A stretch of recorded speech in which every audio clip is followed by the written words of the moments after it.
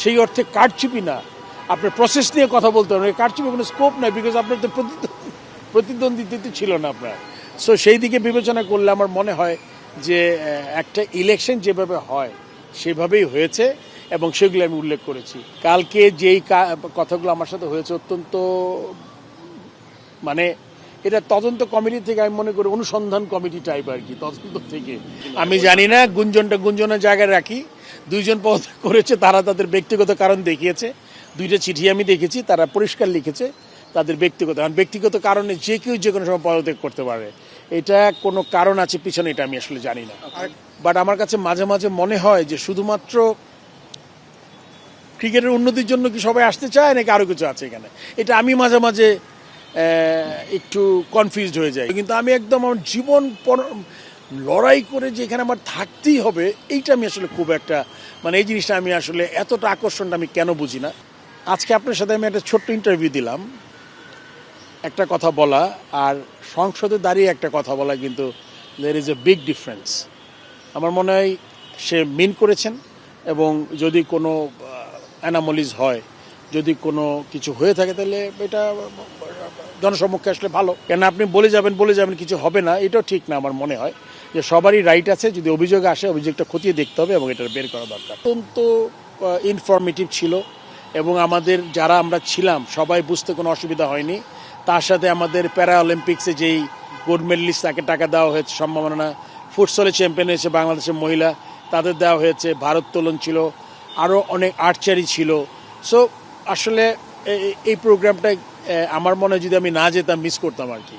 অত্যন্ত ভালো লেগেছে। অ্যান্ড আমার মনে এই ভিশনারি থাকলে আমাদের মনে হয় যে আমরা গ্রাসরুট লেভেলটা বলি, আসলে গ্রাসরুট অনেক সময় আমরা বুঝতে পারি না। কেন গ্রাসরুটে হয় কি, আপনি অনেক কিছু দরকার, আপনার মাঠ হয়তো অনেক সময় মাঠ নাই, কিন্তু এই যে আপনি যদি পাঠ্যক্রমে ঢুকিয়ে দেন, পাশ ফেলের একটা ব্যাপার থাকবে, সেখানে কিন্তু আপনি you have to be serious. And সেখান থেকে আপনি মনে করেন যে হয়তো বা অনেক ভালো খেলোয়াড় কিন্তু অনেক আসবে না, কিন্তু আপনি ডেফিনেটলি কিছু প্লেয়ার পাবেন যারা অনেক টপ লেভেলে যেতে পারে। আর সবচেয়ে বড় গিয়ে যে ছেলেটা ভাতাটা আমরা অনেক দেখেছি আজ থেকে 10-15 বছর আগেও, যারা আপনার ফুটবলার, ক্রিকেটার, আপনার আর্চারি বলেন, ভারোত্তোলন বলেন, অনেক স্পোর্টস, অনেক ডিসিপ্লিন আছে আমাদের, যাদের আসলে তারা দৈনন্দিন যেই ওই জিনিসটাই করতে, কখন সে প্র্যাকটিস করবে ওইটাও করতে পারতো না। সো সব মিলে আমার মনে হয় একটা চমৎকার প্রোগ্রাম হয়েছে। অ্যান্ড ধন্যবাদ মাননীয় প্রধানমন্ত্রী, আমাদের ক্রীড়ামন্ত্রী, যারা অত্যন্ত এই 1-1.5 মাসের মধ্যে, আপনি দেখেন গভর্নমেন্ট ফর্ম কিন্তু বেশি দিন হয়নি, সো খুব অল্প সময়ের মধ্যে একটা ভিশনারি জিনিস দিয়েছে, যেটা আসলে আমাদের স্পোর্টসকে অনেক দূরে এগিয়ে নিয়ে যাবে। আমরা যখনই কথা আসি বোর্ডে একসাথে হই, আমরা চেষ্টা করি যে এই জিনিসগুলো আপনার ফোকাস হওয়া উচিত। সবচেয়ে ইম্পর্টেন্ট জিনিস ইমিডিয়েট অ্যাটেনশন দরকার, ওগুলো নিয়ে আলাপ করি। আমরা ডোমেস্টিক ক্রিকেটের মধ্যে আছে, আপনি জানেন ডোমেস্টিক ক্রিকেটের মধ্যে আপনি জেনে থাকবেন যে ফার্স্ট ডিভিশনের সবগুলো টিমের পার্টিসিপেশনই 12 টিম লিগ খেলেছে, 8 টিমের টুর্নামেন্ট হয়েছে। সেকেন্ড ডিভিশনে 12 টিম খেলেছে। আর কিছু টিম ওটা দিয়ে কিছু করা যায় কিনা। প্রিমিয়ার লিগ খুব ইম্পর্টেন্ট, টপ প্লেয়াররা খেলে। আপনার থার্ড ডিভিশন আছে, আবার কোয়ালিফাইংও রয়ে গেছে। সো এগুলো নিয়ে আমাদের এখন আলাপ হবে, আলাপের পর আমরা বুঝতে পারবো কী করতে যাচ্ছি আমরা। না, এই মুহূর্তে এরকম কিছু আমি জানি না। আমি আছি আরও হয়তো ঘন্টাখানেক, তারপর হয়তো আমি জানতে পারবো। আমি কালকে গিয়েছিলাম, কালকে না পরশু ভুলে গেলাম, গতকাল গিয়ে আমি আমি অলরেডি কয়েকটা টিভিতে এসে গেছে যারা ওখানে ছিল, আপনাদের জন্য আবার বলছি।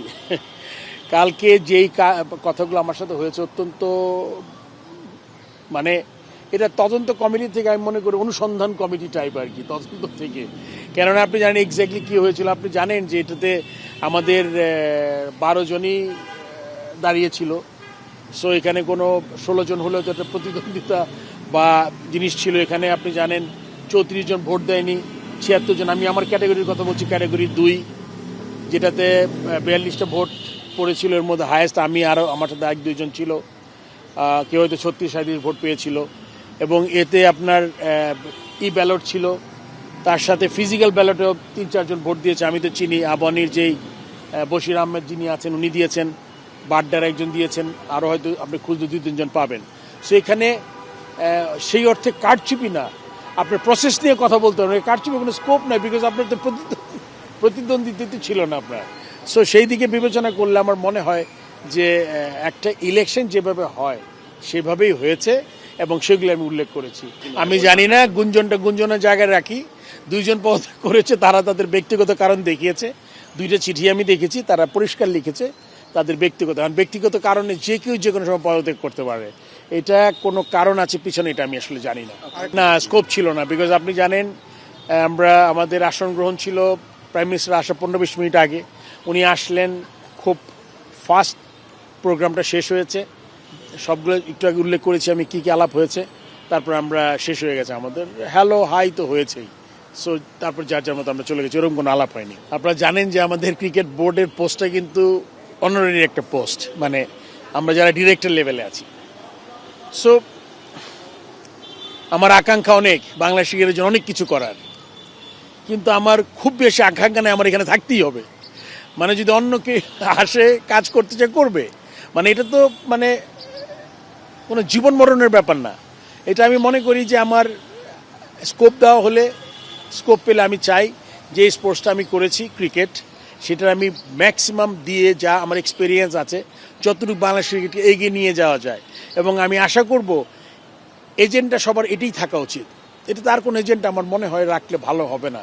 আপনার বোর্ডও উন্নতি করবে না, ক্রিকেটও উন্নতি করবে না। সবাই চায়, বাট আমার কাছে মাঝে মাঝে মনে হয় যে শুধুমাত্র ক্রিকেটের উন্নতির জন্য কি সবাই আসতে চায় নাকি আরও কিছু আছে এখানে। এটা আমি মাঝে মাঝে একটু কনফিউজড হয়ে যাই। কেননা আমি মনে করি আমি থাকলে ভালো, আমি না থাকলে অন্য কেউ আসবে, সেটাও ভালো। কিন্তু আমি একদম আমার জীবন লড়াই করে যে এখানে আমার থাকতেই হবে, এইটা আমি আসলে খুব একটা মানে এই জিনিসটা আমি আসলে এতটা আকর্ষণটা আমি কেন বুঝি না। অবশ্যই আমি চাই, আমি যেই মনে করেন আমার জীবনের 40 বছর যদি ক্রিকেটে যায়, আমার বয়স 60 হলো। সো আপনি দেখেন আমি আমার জীবনের ম্যাক্সিমামটা দিয়েছি স্পোর্টসে। সো এটা তো আসলে আমি পড়াশোনা করলে হয়তো বা এতদিনে একটা সেক্রেটারি হয়ে রিটায়ার করতাম। আমি ম্যাট্রিক ইন্টারমিডিয়েট খুব ভালো রেজাল্ট করেছি, ইন্টারমিডিয়েট স্ট্যান্ড করেছি। তারপর আপনার ঢাকা ইউনিভার্সিটি পাবলিক ইউনিভার্সিটিতে পাশ করেছি, মাস্টার্স করেছি, তারপরে এমফিলও করেছি। পরীক্ষাটা দিই না আর কি, থিসিসটা জমা দেওয়া হয়নি। So maximum. সো আমার মনে হয় যদি খেলোয়াড় না হতাম তাহলে হয়তো আমি কোনো সরকারি আমলা হয়তো হতাম। সো যেইখানে আমার এত দিনের জিনিসটা, সো ওই জায়গায় তো আমি চাইবই যে আমার যে এক্সপিরিয়েন্সটা নিজের মধ্যে না রেখে যতটুকু দেওয়া যায়। যদি ভালো পরিবেশ থাকে কাজ করব, আর যদি মনে করে অন্য কেউ আমার চেয়ে ভালো কাজ করে সে করবে। একটু আগে যে কথা আমি অ্যান্সার করে দিয়েছি, কিন্তু এটা কোনো জীবন মরণ সমস্যা না আর কি। কার জন্য কি আমি জানি না, আমার জন্য তো না। আমি ভালো মানে আপনি প্লেয়ার, ক্যাপ্টেন, তারপর চিফ সিলেক্টর 2 টেনিয়রে প্রায় 7 বছর, 1 টেনিয়রে রিজাইন করেছিলাম, তারপরে আসলাম বোর্ড প্রেসিডেন্ট হিসাবে। আমি নিজের কোনো চেষ্টা ছিল না, এখানে আমাকে করা হলো বোর্ড প্রেসিডেন্ট। আবার ওখান থেকে আমাকে, আপনি জানেন যে কালকে মানে ওখান থেকে আবার সরে যেতে হলো, আবার আসলাম আমি। তো তারপর আপনি দেখেন একটা জিনিস, যেমন আমি দুর্নীতি নিয়ে খুব কাজ করছিলাম আর কি, যে আমার মনে হয় যে যদি কোনো দুর্নীতি হয়ে থাকে এটা আমার মনে হয় এভাবে চলে যাওয়া উচিত না। দুদক আসলো, দুদককে হেল্প করলাম, তারপর আমি চলে গেলাম। আবার কালকে ক্রীড়ামন্ত্রী উল্লেখ করলেন এবং সংসদে, এটা কিন্তু সিগনিফিকেন্সটা কি আপনি জানেন? এখানে আজকে আপনার সাথে আমি একটা ছোট্ট ইন্টারভিউ দিলাম, একটা কথা বলা আর সংসদে দাঁড়িয়ে একটা কথা বলা, কিন্তু there is a big difference.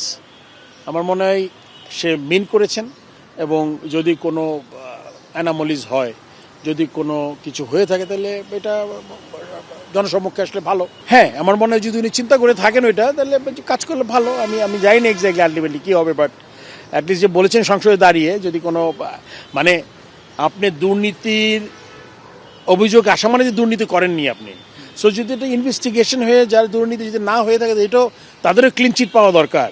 কেন আপনি বলে যাবেন কিছু হবে না, এটাও ঠিক না। আমার মনে হয় যে সবারই রাইট আছে, যদি অভিযোগ আসে অভিযোগটা খতিয়ে দেখতে হবে এবং এটা বের করা দরকার।